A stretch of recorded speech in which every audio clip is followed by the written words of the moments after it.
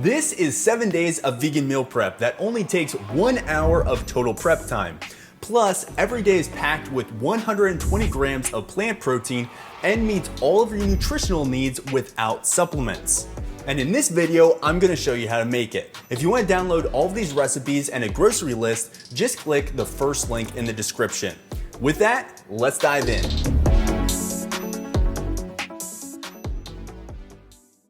So for this meal prep, we're focusing on a few key things. The first is I wanna get into the kitchen and get it done as quickly as possible.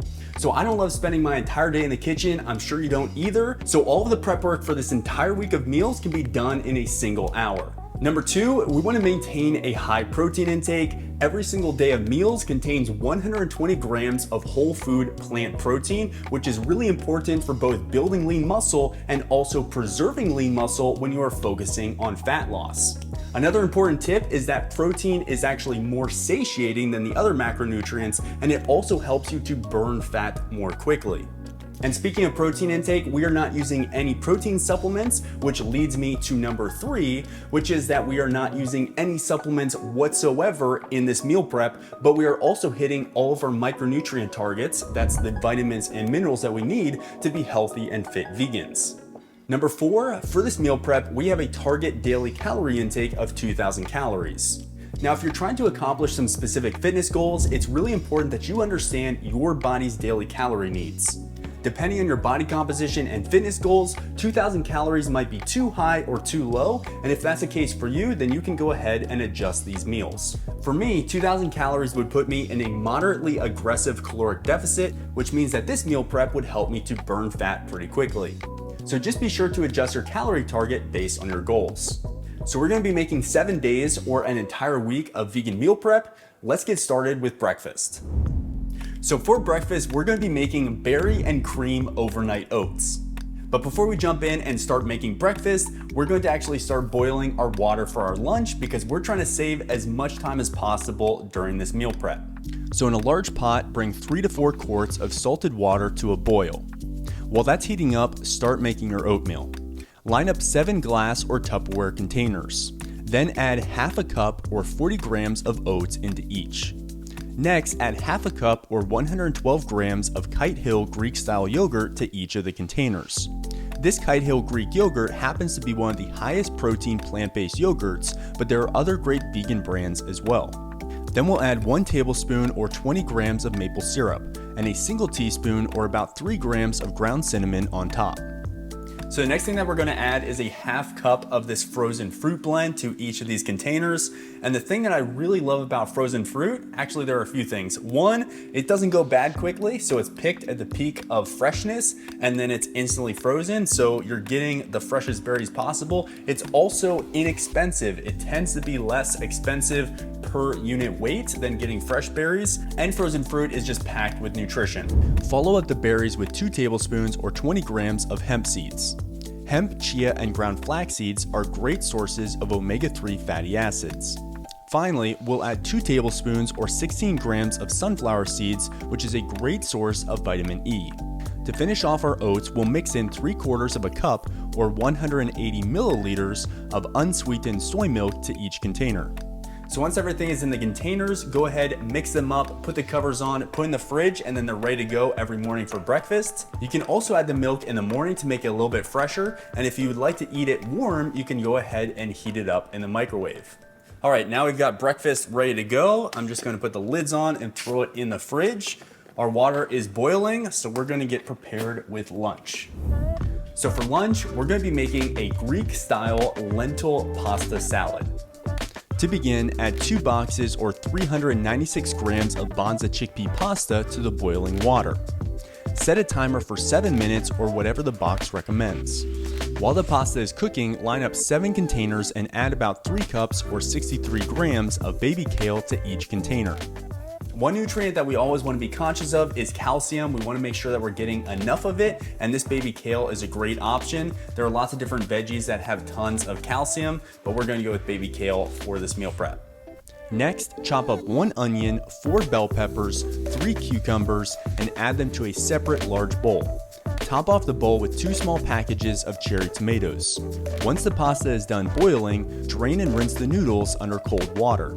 Pat dry if needed and set aside to cool.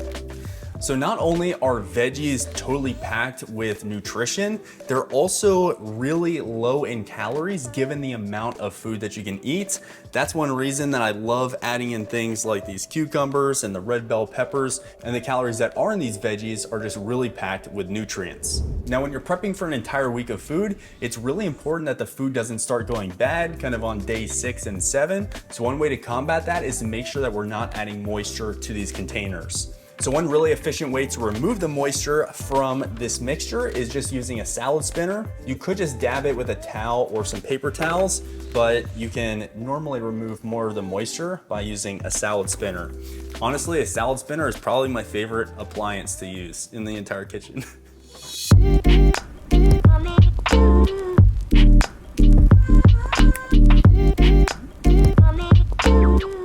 Okay, so I just decided to weigh this whole mixture, and it's about 2,230 grams or 2.23 kilograms, which is a heck of a lot of food. So I just went ahead, divided that by 7 so I could know how much I need to put in each one. That's about 318 grams. It might be a little bit different for you depending on the size of all of the produce that you got, but I'm going to go ahead and divide this up. All right, so instead of weighing each container individually, I just zeroed out the scale. So I'm just going to look for the number minus 318. Doesn't need to be exact, but I want to get it pretty close. Okay, just to get a little bit of the extra moisture out of the pasta, I'm also going to go ahead and spin this quickly. Want some pasta? We got a visitor in the kitchen. I don't think you like pasta, do you? This guy's name is Mr. Pumpkin. And honestly, I was never a cat person, but he's been changing my mind a little bit over the last few months.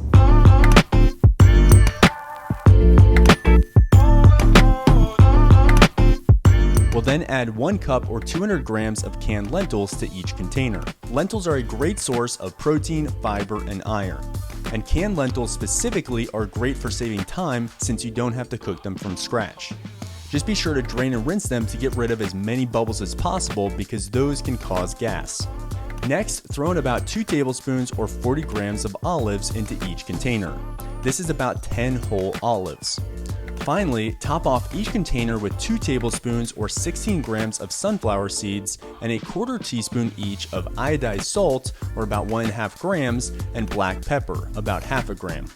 Using iodized salt is a really easy way to help meet your iodine needs for the day. All right, so the last step would be to add 1 to 2 tablespoons of balsamic vinegar, but to keep these meals fresh, we don't want to add moisture, so this is something that you would just add in when you're ready to eat a meal. So you can go ahead and mix this up, but I'd actually recommend that you leave it unmixed because the veggies and the kale on the bottom should stay as fresh as possible, so we don't want to get any extra moisture on them. But a few tricks to make sure that your food is lasting longer are: 1, you can take out the kale and just leave it on the side and then add it to every single meal before you eat it.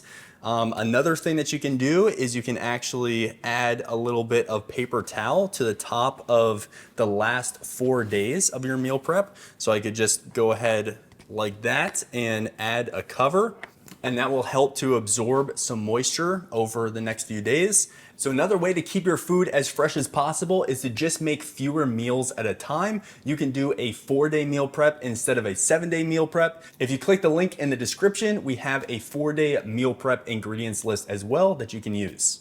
All right, so that's it for lunch. Let's jump into dinner.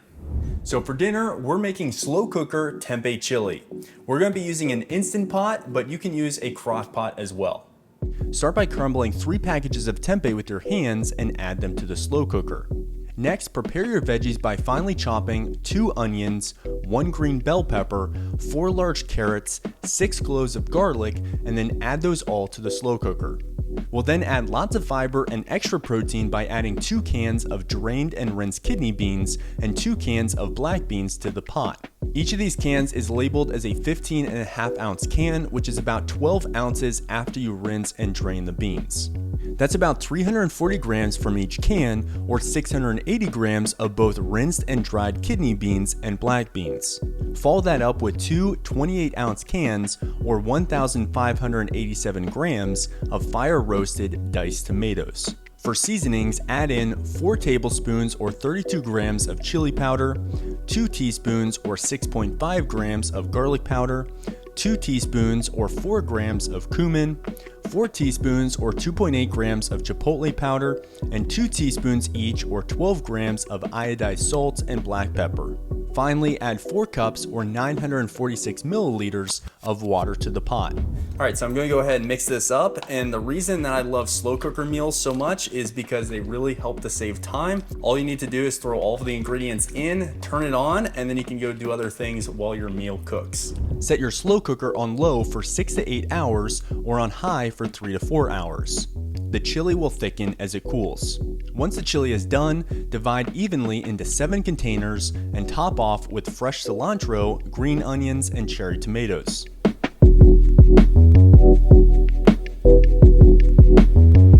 So the last thing that we're gonna prep are our snacks. We've got some cantaloupe here, and we also have some popcorn that we're gonna add nutritional yeast to. So these snacks are really easy to prepare. In fact, you can go ahead and buy pre-cut cantaloupe. However, you are gonna pay a premium for that, so you can just grab some regular cantaloupe and chop it up yourself. And for the popcorn, we just decided to grab these bags to save some time. Now, as far as how you portion these out into containers, either you can choose a larger container such as this one and put a few days worth of either the cantaloupe or the popcorn in there. You could also decide to go with a smaller single serve container like this one, or you could just use a Ziploc baggie as well.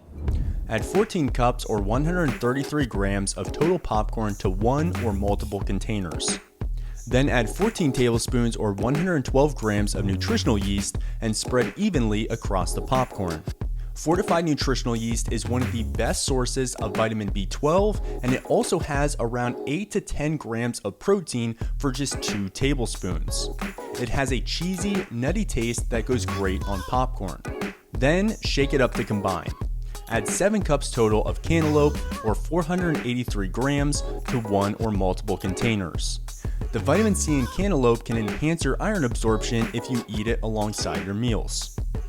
So that's it for our meals. Let's dive into the nutrition breakdown. All right, so here's our full day of eating. As you can see, we clocked in at 120 grams of plant protein. We also hit all of our essential amino acid targets. So yes, clearly plants have protein, and in fact, all plants actually contain protein. We've also exceeded all of our micronutrient goals for vitamins and minerals, even the ones that people claim that you can't get enough of on a vegan diet, like calcium, iron, and B12. So for calcium, soy is a great source of calcium. There was soy milk in the breakfast and also tempeh in the dinner, which is soy as well. And kale is a great source of calcium, which we added to the lentil pasta. So for iron, we actually surpassed 100% of our daily iron needs in lunch and dinner alone, and we almost surpassed it in breakfast as well. So if I open up a detailed view, we can see that the chickpea pasta has a bunch of iron. The lentils also are totally packed with iron, as you can see there. And then the chili, the kidney beans, black beans, and also the tempeh are all great sources of iron too.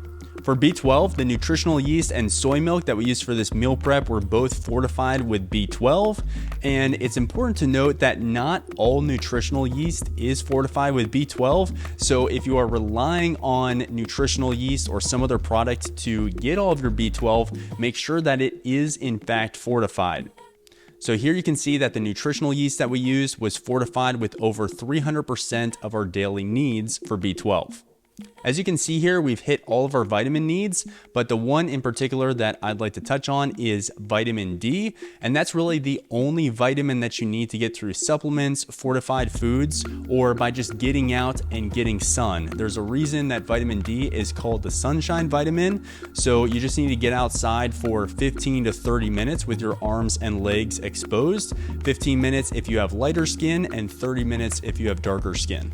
It is important to note that the daily recommended intakes of these vitamins and minerals are based on my needs. I'm a pretty athletic guy. I weigh about 190 pounds.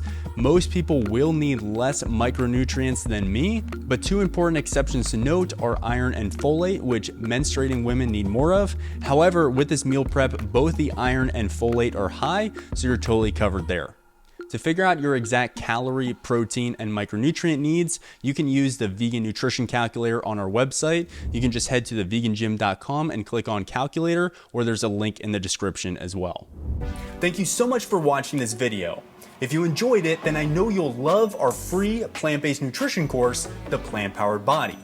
In this comprehensive course, I'll teach you exactly what you need to eat to burn body fat, build lean muscle, balance your hormones, improve your gut health, and much more.